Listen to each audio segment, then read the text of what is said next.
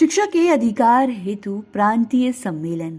बिहार माध्यमिक शिक्षक संघ पटना में शिक्षा के अधिकार कानून का क्रियान्वयन, विस्तार एवं राष्ट्रीय शिक्षा नीति 2020 पर एक दिवसीय प्रांतीय सम्मेलन का आयोजन किया गया। बता दें, जहां बड़ी संख्या में शिक्षाविदों के द्वारा शिक्षा के अधिकार पर विचार किया गया। इस सम्मेलन की अध्यक्षता अनिल कुमार राय ने की। बता दें, जबकि इस अवसर पर संयोजक राजीव रंजन, खुशबू कुमारी, नीतू देवी, रेणु कुमारी समेत कई लोग शामिल थे। नवीन कुमार, संवाददाता, पटना, बिहार से खास रिपोर्ट। पटना के माध्यमिक शिक्षक संघ में आज एक दिवसीय सम्मेलन का आयोजन किया गया, जो शिक्षा के अधिकार अधिनियम कानून पर आधारित था। बता दें कि शिक्षा का अधिकार अधिनियम कानून 2009 ईस्वी में लागू किया गया। वहीं 1 अप्रैल 2010 से पूरे देश भर में शिक्षा का अधिकार अधिनियम कानून लागू हुआ। हालांकि इन तमाम गतिविधियों को ध्यान में रखते हुए हमारे यहाँ बिहार सरकार ने बिहार राज्य बच्चों को मुफ्त एवं अनिवार्य शिक्षा का अधिकार अधिनियम नियमावली 2013 ईस्वी बनाई थी, जहां विद्यालय स्तर पर शैक्षणिक गतिविधि को क्रियान्वयन के उद्देश्य से बिहार में यहाँ बिहार शिक्षा परियोजना की स्थापना 13 मई 1992 ईस्वी को की गई। हालांकि बिहार शिक्षा परियोजना परिषद अपने तमाम शैक्षणिक गतिविधियों को विद्यालय स्तर पर सुचारू रूप से संचालन करने हेतु विद्यालय शिक्षा समिति का गठन किया, जहां ये समितियां ही विद्यालय डेवलपमेंट प्लान के साथ साथ विद्यालय विकास योजना बनाती हैं तथा विद्यालय में होने वाले तमाम शैक्षणिक गतिविधि को ध्यान में रखते हुए इस पर अमूलचूल काम करती है। मैं यहाँ बताना यह अनिवार्य होगा कि आने वाले समय में यह राष्ट्रीय शिक्षा नीति जो 2020 आई है, क्या कुछ इसमें किया गया बदलाव आया है। इन तमाम बातों को लेकर के आज बिहार प्रांत के तमाम शिक्षाविद और बुद्धिजीवी ने इस प्रांतीय सम्मेलन में भाग लिया तथा इस पर गहन चिंतन अध्ययन किया।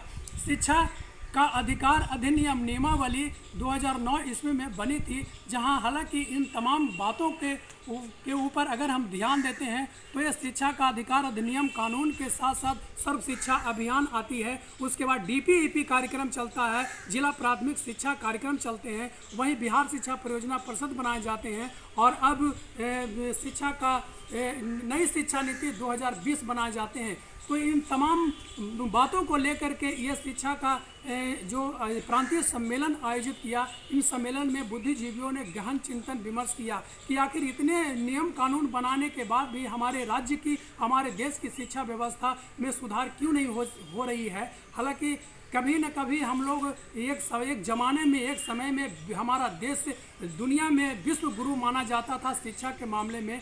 आज इन तमाम बातों को ध्यान में रखते हुए हमारे शिक्षाविदों ने आज यहाँ बिहार माध्यमिक शिक्षक संघ में प्रांतीय सम्मेलन का आयोजन कर इन तमाम बातों को लेकर के अपनी बात को व्यक्त किया। मैं नवीन कुमार, प्राइड इंडिया न्यूज़ के साथ ब्यूरो चीफ, पटना। जो कार्यक्रम बिहार शिक्षा पर आधारित है, शिक्षा का अधिनियम कानून पर, क्या कहना चाहेंगे, क्या उद्देश्य है इस कार्यक्रम का? इसका मुख्य रूप से उद्देश्य है कि शिक्षा अधिकार कानून को लागू हुए 12 वर्ष हो गया है। बिहार में मात्र 11.5% ही क्रियान्वयन इसका हो पाया है। इसी बीच में 2020 में नई राष्ट्रीय शिक्षा नीति आती है और यह पॉलिसी बिना ये शिक्षा अधिकार कानून का मूल्यांकन किए हुए पॉलिसी है।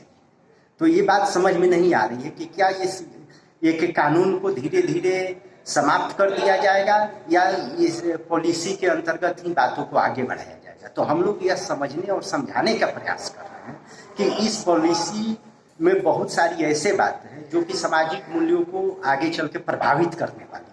जैसे संस्कृति की बात की जा रही है कि मैं भारतीय संस्कृति को पुनर्जीवित करने का प्रयास करूंगा, तो हम लोग जैसे लोगों को यह लग रहा है कि आप किस संस्कृति की बात कर रहे हैं, क्या उस वैदिक संस्कृति की भी बात आप कर रहे हैं या उस समय की भी बात कर रहे हैं कि जिस समय जो है एकलव्य का अंगूठा भी काट लिया गया था।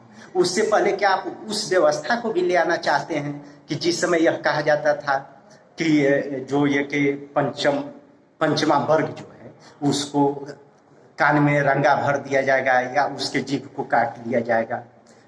चूंकि मैं ये बात इसलिए कह रहा हूँ कि बार बार इसमें दोहराया जा रहा है कि संस्कृत एक भाषा के रूप में ही नहीं पढ़ाया गया है, बल्कि उसको अन्य रूपों में भी लाने का प्रयास किया जाएगा। और जिस तरह से आप अभी देख रहे होंगे कि लगातार सिलेबस में चेंज किया जा रहा है, तो ये कहीं ना कहीं ये पॉलिसी जो एक सार्वजनिक शिक्षा है उसको प्रभावित करेगी। इसीलिए हम लोग यह एक प्रांतीय सम्मेलन का आयोजन कर रहे हैं कि हमारे साथ जो लोग 20 जिला में जो हमारा मंच है वहाँ के साथ ही एक प्रशिक्षित हो सके और हम लोग लगातार समाज को यह बता सके कि आपको इसके लिए सचेत रहने की जरूरत है। हो सकता है कि कल आपको इस शिक्षा के लिए ही रोड पर आना पड़े, तो इसके लिए आप तैयार रहिए। यही हम लोग कहना चाह रहे हैं। क्या नाम सर? मेरा नाम राजीव रंजन है, मैं प्रांतीय सह संयोजक हूँ right to education forum Bihar. Sir, शिक्षा के अधिकार अधिनियम कानून 2009 जो भारत सरकार ने बनाई और इसको पूरे देश में कहाँ तक इसको अमली जामा पहनाया गया, कितना इम्प्लीमेंट हुआ, इसके बारे में क्या कहना चाहेंगे? 2009 में जो कानून बना, 2001 अप्रैल 2010 को यह लागू हुआ और यह 2022 है, अर्थात 12वां वर्ष है। और लोकसभा में बयान दिया गया है कि राष्ट्रीय स्तर पर 25.5% और बिहार में 11.1% शिक्षा अधिकार का क्रियान्वयन हुआ है। यही स्थिति है 12 वर्षों में शिक्षा के अधिकार की, अर्थात ये 11% होने का मतलब है कि उसके लिए कुछ नहीं किया गया है। तो लगातार आप देख रहे हैं कि स्थितियां खराब हो रही हैं और आज की जो ये बैठक हम लोग कर रहे हैं कि शिक्षा अधिकार का में जो कमजोरी आई है, जो पूरी तरह हुआ नहीं लागू हो सका है, उसको देखते हुए और नई शिक्षा नीति के संदर्भ में कि किस प्रकार नई शिक्षा नीति की शिक्षा अधिकार को मजबूत है या शिक्षा अधिकार को कमजोर करने की स्थिति में है, यह इन बातों पर विमर्श के लिए हम लोगों ने आज प्रांतीय स्तर की बैठक आज यहाँ पर आयोजित की है। जिले के साथी यहाँ पर आए हुए हैं, उनसे बातचीत हो रही है कि शिक्षा अधिकार कानून, बातचीत का निष्कर्ष यह है कि शिक्षा अधिकार कानून जहाँ पर हर बच्चे को शिक्षा प्राप्ति का 6 से 14 वर्ष तक के हर बच्चे को शिक्षा प्राप्ति का अधिकार प्रदान करता है, वहीं पर नई शिक्षा नीति के कई ऐसे प्रावधान हैं जो बच्चों को शिक्षा प्राप्ति के अधिकार से वंचित करा देंगे। इसीलिए यह चिंता व्यक्त की जा रही है कि नई शिक्षा नीति के जो प्रावधान हैं, जैसे डिजिटलाइजेशन का प्रावधान है, जैसे 5 से 10 किलोमीटर पर स्कूल खोले जाने का प्रावधान है, रहने देने का प्रावधान है, जैसे आंगनबाड़ियों को स्कूल में शिफ्ट किए जाने का प्रावधान है, और जिस तरह बजट में शो हो रहा है कि भले ही बजट में कहा गया हो कि नाश्ता भी दिया जाएगा बच्चों को, लेकिन हकीकत यह है कि बजट को घटा दिया गया है और उसमें आंगनबाड़ी के बच्चों को भी शामिल कर दिया गया है। तो ऐसे आप समझ सकते हैं कि नाश्ता क्या मिलेगा, जो मिल रहा है वह भी मिलना उसका मुश्किल हो जाएगा। और वहीं पर नई शिक्षा नीति में यह भी कहा गया है, विकल्प भी सुझाए गए हैं कि जहाँ पर पका हुआ स्वस्थ भोजन उपलब्ध